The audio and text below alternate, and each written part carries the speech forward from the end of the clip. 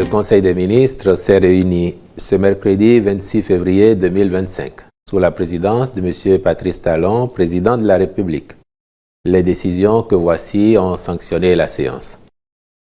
Au chapitre des mesures normatives, en point 1, mesures incitatives au profit des praticiens spécialistes, médecins spécialistes et médecins généralistes.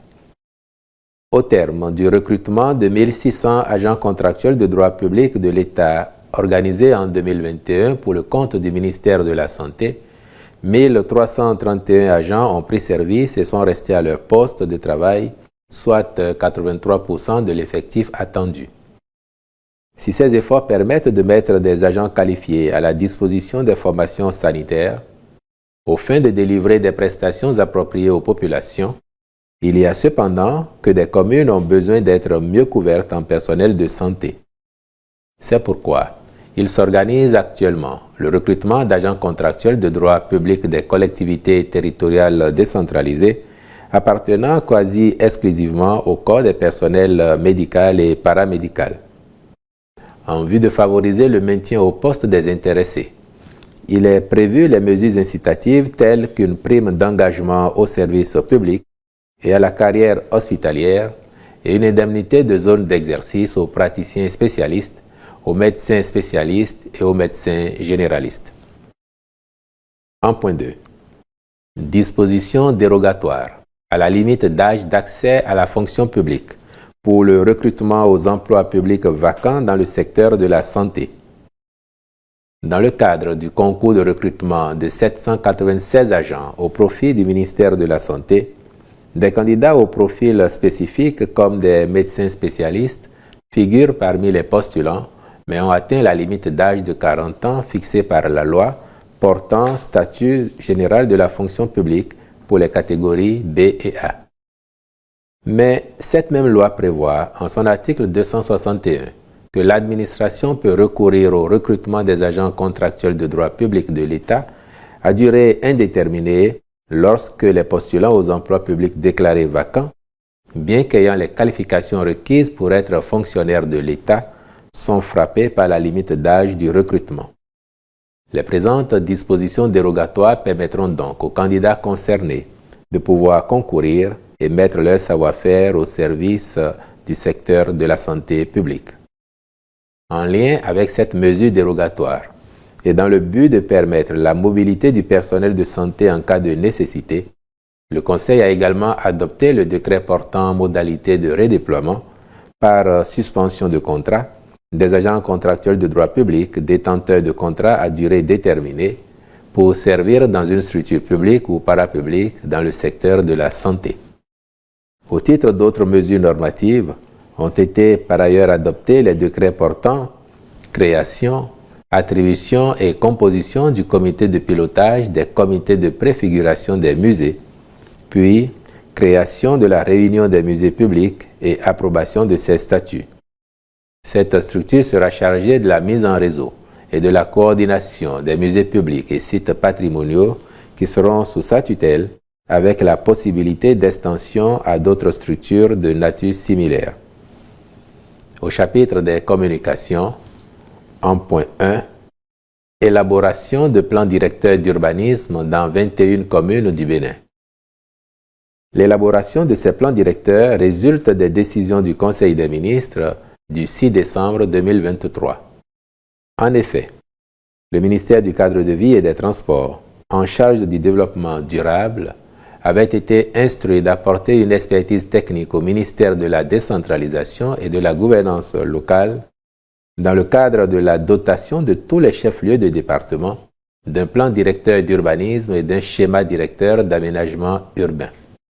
Il en est de même de tous les centres agglomérés des communes dont l'importance est avérée, l'objectif étant de réglementer le contrôle de l'urbanisme et l'opérationnalisation des lotissements remembrements urbains. D'ores et déjà, les communes de Porto Novo, Parakou et Ouida ont bénéficié de ces documents d'urbanisme. Pour celles de Cotonou, Boïkon, Semenpodji, Komé, Abomey, Grand Popo et Niki, leur élaboration est très avancée, voire en cours d'achèvement.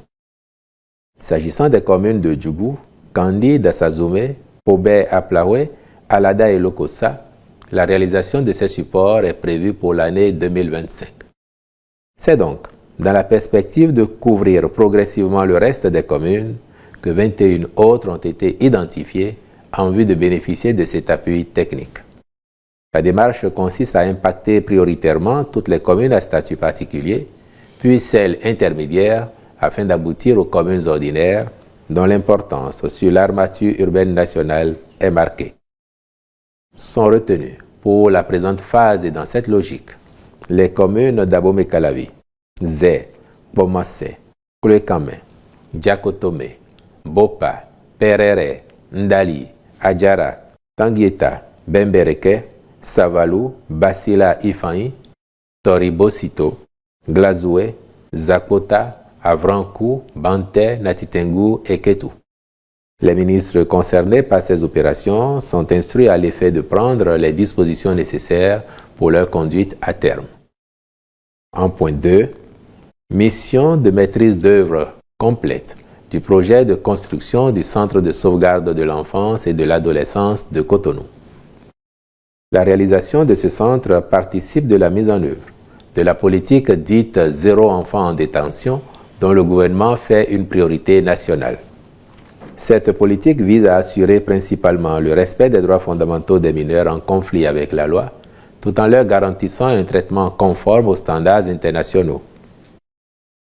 Elle constitue également une solution alternative à l'incarcération des mineurs.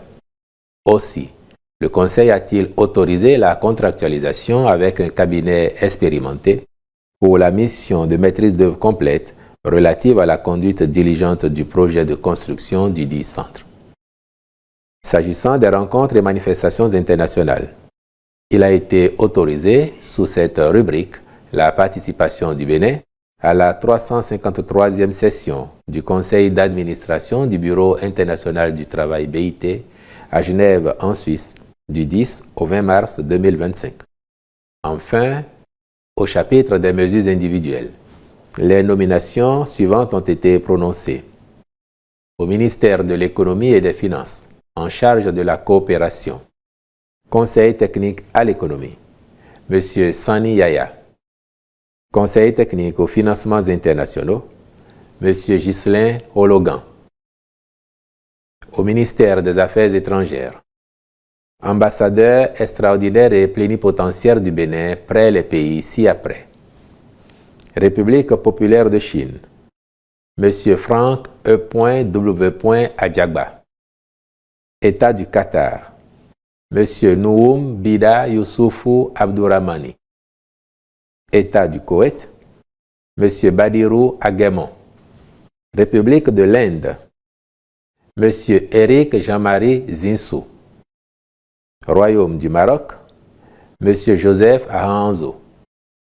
États-Unis d'Amérique, Mme Agnola Arouamenou.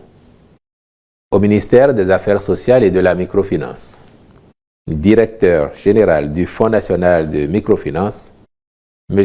Adeyemi Joël Afoyon. Directeur de la planification, de l'administration et des finances, M. Noutaï Rodrigue Onkpeheji. Au ministère des Sports, secrétaire général adjoint du ministère, M. Dosso Nestor Mignawande, je vous remercie.